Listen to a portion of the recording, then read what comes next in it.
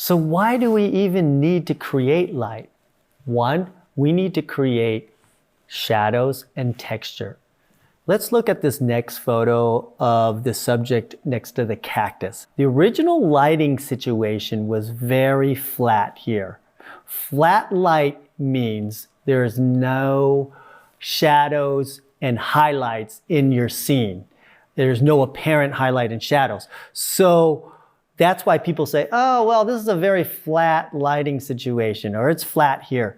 Okay, they're saying, I don't see a lot of highlights and shadows, so it doesn't look interesting, okay? So what I can do with my flash is I can create highlight and shadows, and that's exactly what I did here. I put the light off the camera, and I always have the nose towards the light, so you can get an idea of where this light is. The nose is always pointing towards the light. 99% of the time. You can see I position this flash over off to the side, so I will start to see a shadow on her cheek. That is called a short side shadow. Why do they say short? Because that side of the face is the shortest distance to the camera.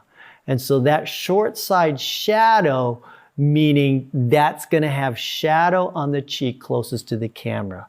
And I look for that because with that shadow, now you can see the shape of her face. Also, it also creates a shape on her body by use of shadow. Now, look at the cactus. You see an apparent and obvious highlight and shadow. Every photo has impact. When you see repetitive highlight and shadow, when you do that and you put that in your photos, that photo is going to have a high impact value with that repetitive highlight and shadow. That's why you want to be able to create your own light to be able to do this. The next photo is a great one because it has a lot of shadow and highlight on the subjects, and shadow creates drama. So when you want to add this dramatic feeling to your photos, you need to have more shadows in it. Shadows in your background, shadows on your subject, and you can't do that not unless you create your own light in a lot of situations. Now this is indoors. And so this light was created firing through some slats, some blinds that had some slats in it to give you that varied shadow on the subjects. But what it did was create that film noir look, and that is characterized by highlight and shadow in your background and also on your subject. Another reason why you want to use flash is that you want to lower the ambient light in your photo. For example, in this photo, the sun is behind the subject. If I didn't use my flash, because she's darker than the background, when I put her in the perfect exposure, my background is completely blown out. And so I have an unequal exposure. The exposure of my background is a lot brighter than the exposure on my subject. So I have to make a choice. Do I make the background look great, making my subject dark, or do I make my subject dark and have my background blown out? Now, most of us want to see our subject and see their face, and so a lot of times we'll expose for the subject and our backgrounds are blown out.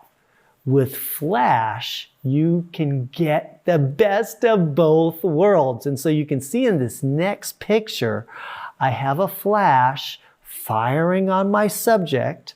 I expose for the background first.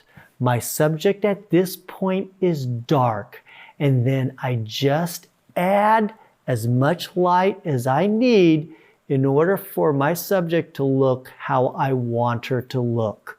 And so I'm in full control on how bright the light is on my subject and how bright or dark the background is. And so you can see in that second picture, it tells a better story because you can see both the background and the subject. And that's what being able to use a flash can do for you. Now, let's take an extreme case. And in the next photo, I was in a Sony store and I was demonstrating how to use flash. And I said, listen, you could be in any area, and with a flash, it's so powerful that you could overcome the ambient light in this room and make everything in this room dark except for your subject. And people were like, how do you do that? Okay, so we went into this area and I saw this beautiful metal beam. I said, this is going to make the perfect backdrop. So I set my subjects there. Then what I did in my camera was I underexposed my exposure, meaning I set my camera setting so when I took a picture without the flash, it looked completely black. And so now that's what I call creating a black box. I made everything you can't see it. Now I'm in full control because you're only going to see what I put my flash on. So if I look at my camera settings, I can figure out what my flash power should be on my subject. So I took my light and I narrowed it down. And so you can have lighting attachments to make that light narrow so it just sprays just right on your subject and nowhere else. And so that's what I did. I was like making a spotlight on my subject. And so now when I took the photo, you only see what I fired that flash on. If whatever's that flash is not firing, you're not going to see what's back there because I underexposed the picture. So you can see on the next photo, that's all you see is them, that beautiful old rugged beam that was behind them and nothing else. That's the power of flash, being able to underexpose and get rid of all the ambient light in your surroundings, and you are in full control of what you want people to see in your photo. Another reason why you want to create your own light is when you're in a flat lighting situation, or maybe you're in a situation with no light at all, you want to create a catch light. A catch light is the subject is in a darker area than the light source.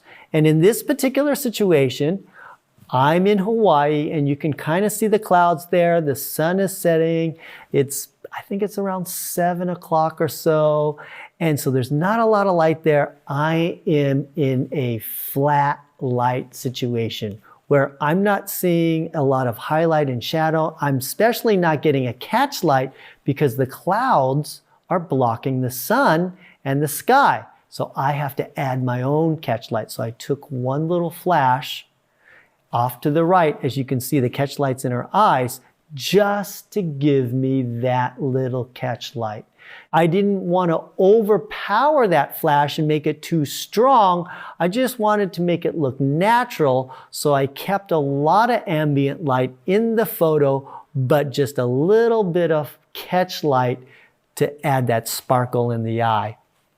Here's another photo where I was indoors, and that catch light was created with a flash through a softbox, giving me that catch light in her eye.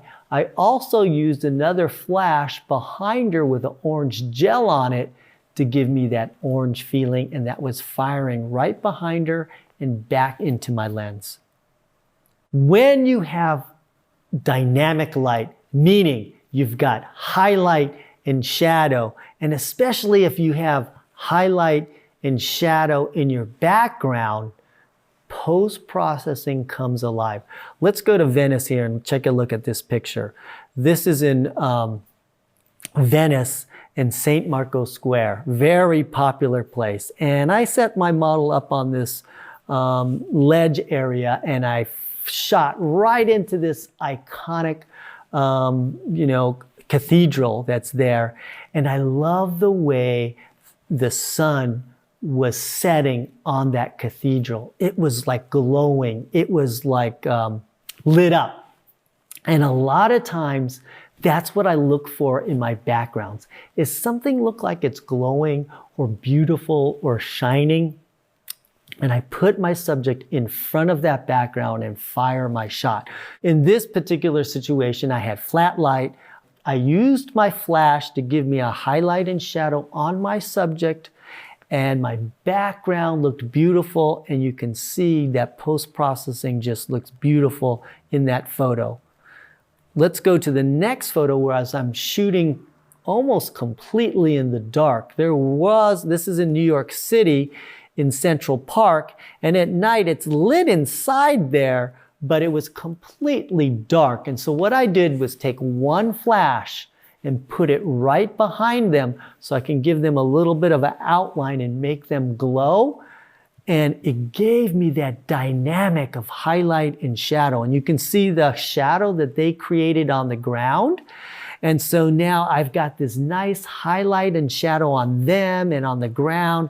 I can turn this in and be aggressive with my post-processing because I have highlight and shadow.